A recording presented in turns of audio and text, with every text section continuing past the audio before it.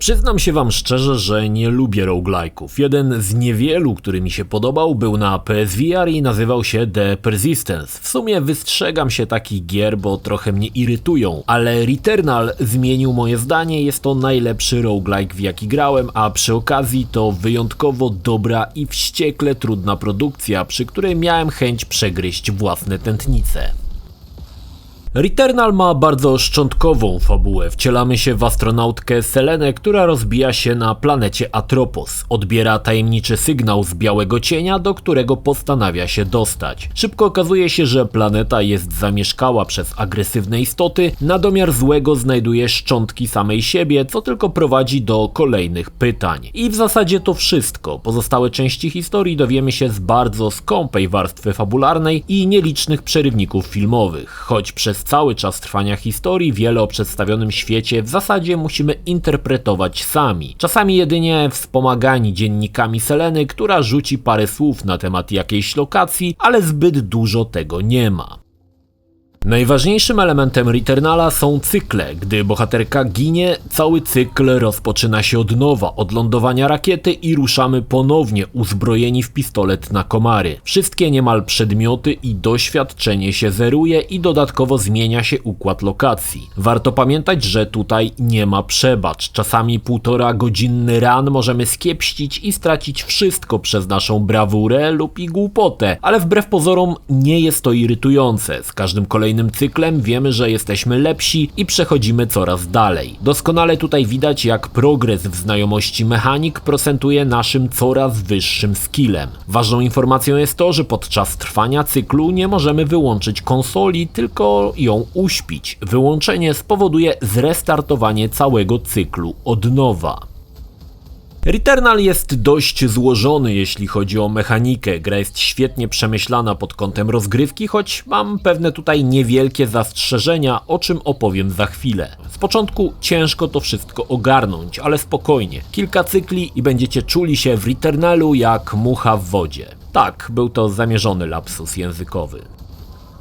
Najważniejsza w grze jest walka. Ta wymaga używania uników, jak i oczywiście strzelania. Selena może używać kilku zróżnicowanych broni. Z czasem odblokuje kolejne. Każda różni się szybkością strzałów, ilością amunicji i zasięgiem. Każda broń ma też strzał alternatywny, który świetnie wmontowano w rozgrywkę i feature'y DualSense'a. Otóż normalnie strzelamy naciskając jedynie trigger do połowy, ale gdy chcemy wykonać strzał alternatywny, przyciskamy trigger do końca. To doskonałe i przemyślane zastosowanie, które świetnie się sprawdza. Do tego dochodzi aktywny reload, znany chociażby z Gears of War. Im więcej mamy adrenaliny, tym pasek przeładowywania jest dłuższy i łatwiej w niego trafić. To kolejny element, który powinniśmy opanować do perfekcji, gdyż przeładowanie czasami to kwestia życia i śmierci. Każdy pokonany przeciwnik zwiększa nam zasób adrenaliny, każdy kolejny jej poziom to dodatkowe ulepszenia postaci, ale każde trafienie przez przeciwnika zeruje adrenalinę, więc trzeba być bardzo uważnym i zrozumieć zachowania przeciwników. Selena ma jeden pasek energii nazwany integralnością i tutaj również zastosowano ciekawy patent. Pasek możemy napełnić po znalezieniu specjalnej zielonej żywicy, jednakże jeśli mamy go napełnionego na maks, to zebranie żywicy zapełnia jeden z 3 slotów. Po wypełnieniu 3 pasek integralności nieznacznie się nam wydłuży. Naprzeciw nam stają różni przeciwnicy. Poznanie ich zachowania jest kluczowe, których możemy bezpiecznie zastrzelić z daleka, którzy wypuszczają kulę energii i z jaką prędkością, a którzy ładują strzał, który ciężko uniknąć i tymi trzeba zająć się jako pierwszymi. Do tego dochodzą subbossowie, których w każdym cyklu będziemy musieli pokonać. Niezwykle ważną rzeczą jest unik. Na czas jego trwania jesteśmy nieśmiertelni, więc nawet strzały potrafią podczas uniku przez nas przeniknąć, jak i możemy unikiem przejść przez laserowe bramy. Unik to podstawa i trzeba mieć to opanowane perfekcyjnie, inaczej pierwszy boss będzie ostatnim, jakiego zobaczymy.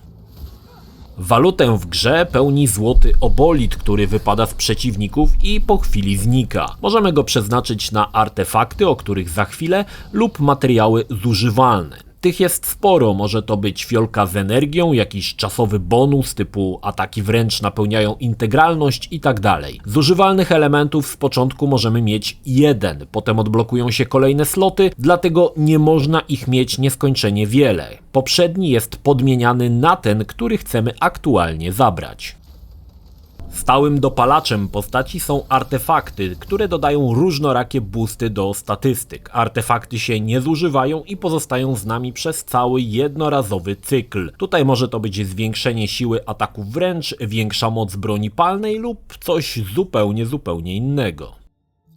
Ostatnim elementem są pasożyty i tutaj kolejny fajny pomysł. Pasożyt opiera się na cesze coś za coś. Daje nam jakiś boost, jednocześnie blokując coś innego. Przykładowo możemy szybciej napełniać adrenalinę, ale skoki z wysokości będą zabierać nam energię. Albo obolid zostaje dłużej na ziemi, ale używanie obiektów zużywalnych będzie zabierało nam integralność. Także tutaj trzeba bardzo kalkulować, co się opłaca, a co nie. Pasożyty czasami same odpadają, a czasami możemy użyć specjalnych maszyn do ich odczepienia, przy czym będzie to losowo wybrany pasożyt z naszego skafandra. Jeśli pasożyt odpadnie, powoduje on uszkodzenie skafandra, który należy naprawić wykonując jakieś zadania typu zabij 3 wrogów za pomocą miecza czy coś podobnego. Naprawy można też dokonać poprzez znalezione przedmioty zużywalne, ale zazwyczaj jak na złość tych brakuje.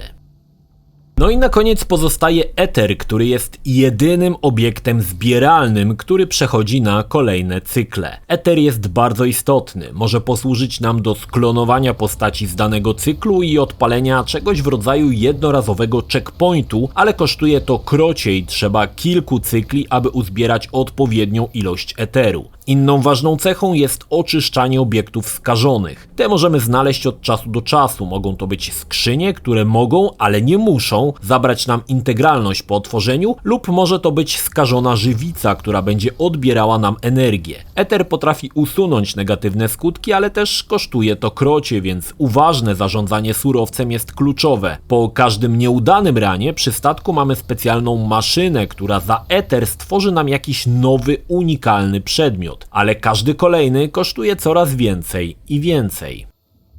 Pozostają jeszcze astroklucze, którymi otworzymy skrzynię, gdzie może kryć się nowa broń. Ta jest określona kilkoma parametrami, jak i poziomem. Im wyższy poziom broni, tym więcej energii zabiera, co jest w sumie oczywiste. Warto poświęcić chwilę na zrozumienie działania broni. Jedna potrafi zatruć przeciwnika, inna strzela maszynowo, a jeszcze inna wyrzuca rakiety sterujące. Niestety nie ma tutaj złotej zasady. Na każdego przeciwnika inna broń jest skuteczna. Jeśli zbliżymy się do agresora, możemy zdzielić go mieczem. Zazwyczaj jeśli nie mamy skutków ubocznych, jedno uderzenie zabija mniejszych wrogów, a większych na chwilę oszołomi, ale wiąże się to z ryzykiem otrzymania obrażeń i ewentualnym wyzerowaniem adrenaliny.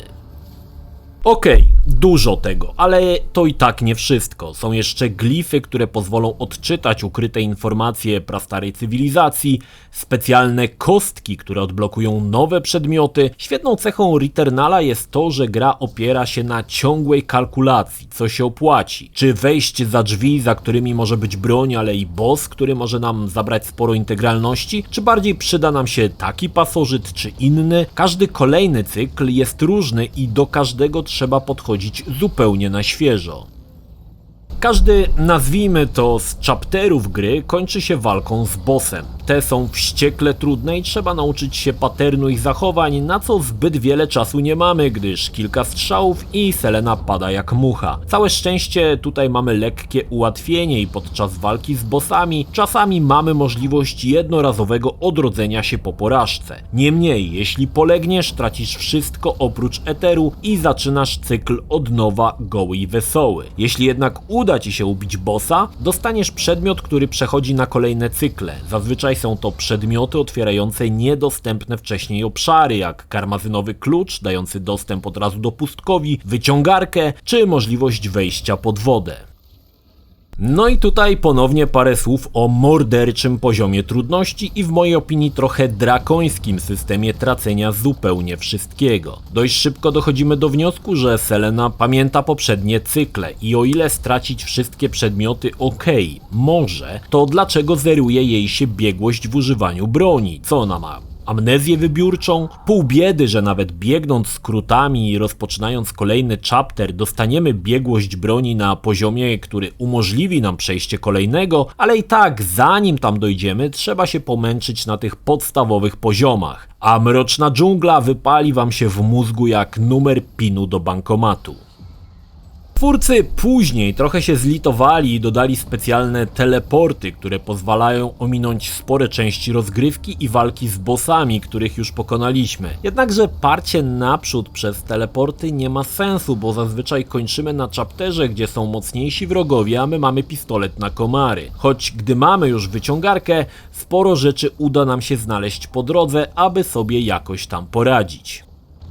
Wiele wspomniałem o poziomie trudności, więc jeszcze raz, tak, tutaj nie ma przebacz. Gra nie wybacza nawet najmniejszych błędów. Brawura nawet przy podstawowych przeciwnikach kończy się rozpoczęciem cyklu od nowa. Im dalej brniemy, tym trudniejsi są przeciwnicy. Przez niektórych może człowieka zalać krew, jak na przykład latające drony, czy wieżyczki strzelające pociskiem, który tworzy falę uderzeniową. Część z przeciwników ma dodatkowo nieprzebijalną osłonę, więc wymaga podejścia z bliska i zniszczenia jej posiadanym mieczem. Tutaj przez kolejne cykle pomoże wypracowana taktyka i ciągła kalkulacja co i jak. Choć nawet po wielu godzinach grania zdarzało mi się ginąć w całkowicie idiotyczny sposób, choć oczywiście z własnej winy. Duże znaczenie ma noszona broń. Późniejsze karabiny potrafiące zarazić może są i spoko, ale spotkanie z latającymi dronami z taką bronią to niemal pewna śmierć.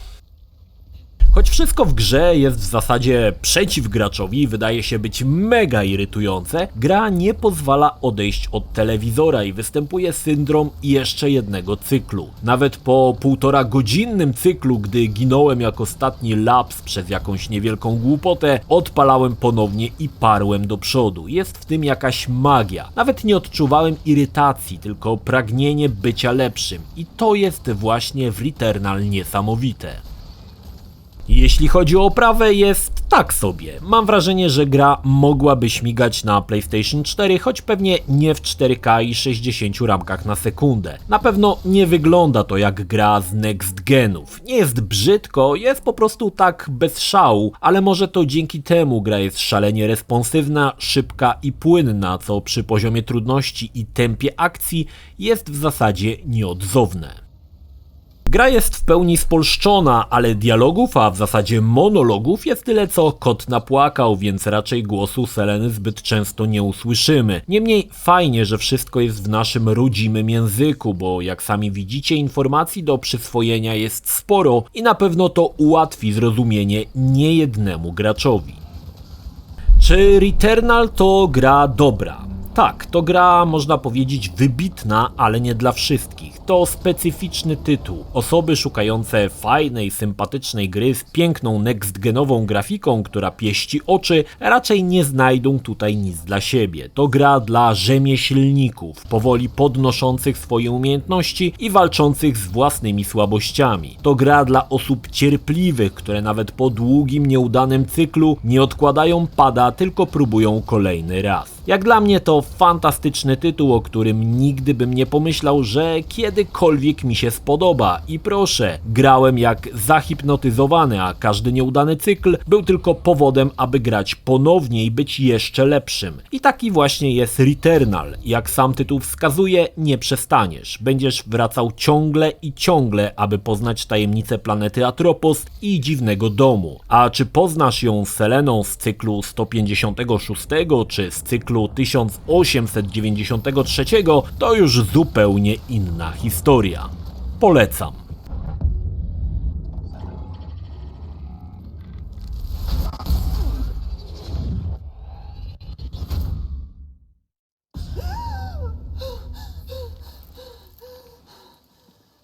Rozbiłam się. Znowu.